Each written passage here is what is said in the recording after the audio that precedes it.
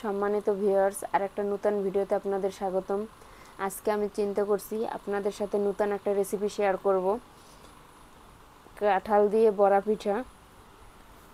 এগুলো আবার সব কাঁঠালে হয় না, যেগুলো নরম লেওয়া কাঁঠাল ওগুলো দিয়ে হয়, আজা কাঁঠাল দিয়ে হয় না, শক্ত কাঁঠাল দিয়ে। তাই আমি সব কাঁঠাল আগে বাটিতে উঠিয়ে নেই, তারপরে আমি এগুলোকে জুস করে নেব।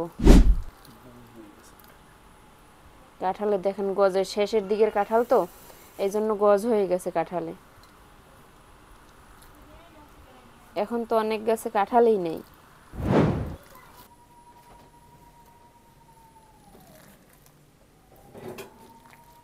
সব কাঁঠাল আগে বাটিতে উঠিয়ে নিলাম।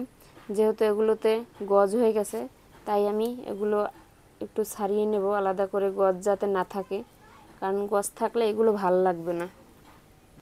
এই যে ছোট ছোট যেগুলো গজ, ওগুলো বিচির সাথেই আলাদা হয়ে যায়, কিন্তু যেগুলো বড় শিকড় হয়ে গেছে ওই শিকড়গুলো সরে না। তাই এবার আমি আরেক হাত দিয়ে পরিষ্কার করে নিতেছি, বিচি ফেলাইয়া এবং শিকড় ফেলাই ভালোভাবে।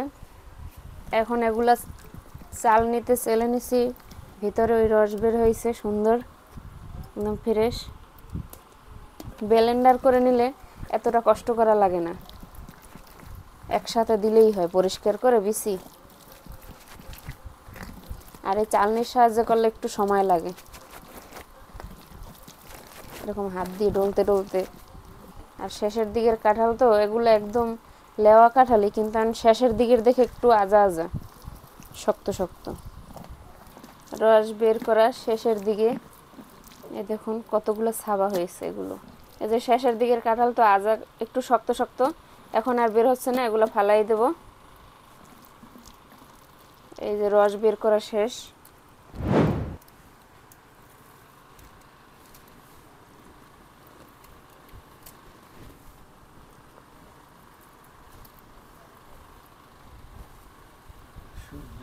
কিছু বেকিং পাউডার মিশিয়ে নিলাম। এখন কাঁঠালগুলো তো এমনিতেই মিষ্টি প্রচুর, তাই অল্প পরিমাণে একটু চিনি দিয়ে দিলাম। এখন চিনিগুলো ভালোভাবে এটার সাথে মিক্সড করে নেব, যাতে তাড়াতাড়ি গলে যায়।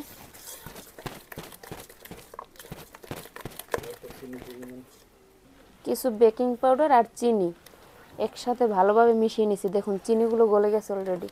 এখন অন্যান্য উপকরণ দিয়ে দেব। একটু গুঁড়া দুধ দিয়ে দিলাম,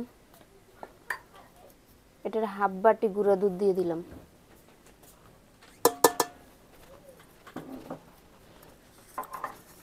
ময়দা দিয়ে ভালোভাবে এখন মিশিয়ে নেব, দেখব কি কতটুকু ময়দা লাগে, তারপর আবার দেব যদি লাগে।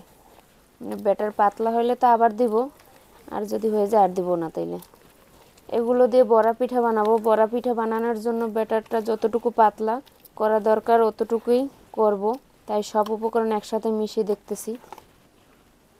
যে একটু পাতলা বেশি হয়েছে, আর একটু ময়দা মিশিয়ে নেব। এখন মনে হয় ঘনত্বটা ঠিক আছে।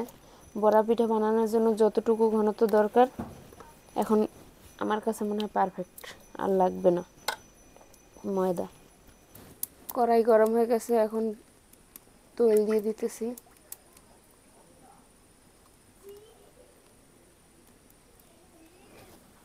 তেল গরম হয়ে গেছে, এখন পিঠা দিয়ে দেবো একটা একটা করে।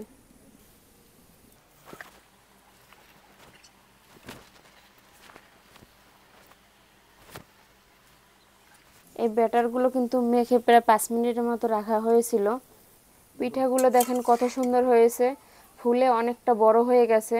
পিঠাগুলো দেখতেও খুব সুন্দর লাগতেছে। পিঠাগুলো বেশি জাল দিয়ে ভাজলে পোড়া পোড়া হয়ে যাবে, উপরে কালার চলে আসবে, ভিতরে কাঁচা কাঁচা থাকবে, তাইলে পিঠা তো খেতে ভালো লাগবে না।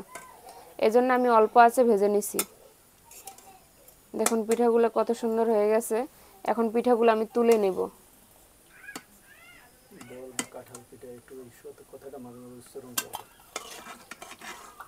কাঁঠালের বড়া পিঠা দেখুন দেখতে কতটা সুন্দর হয়েছে।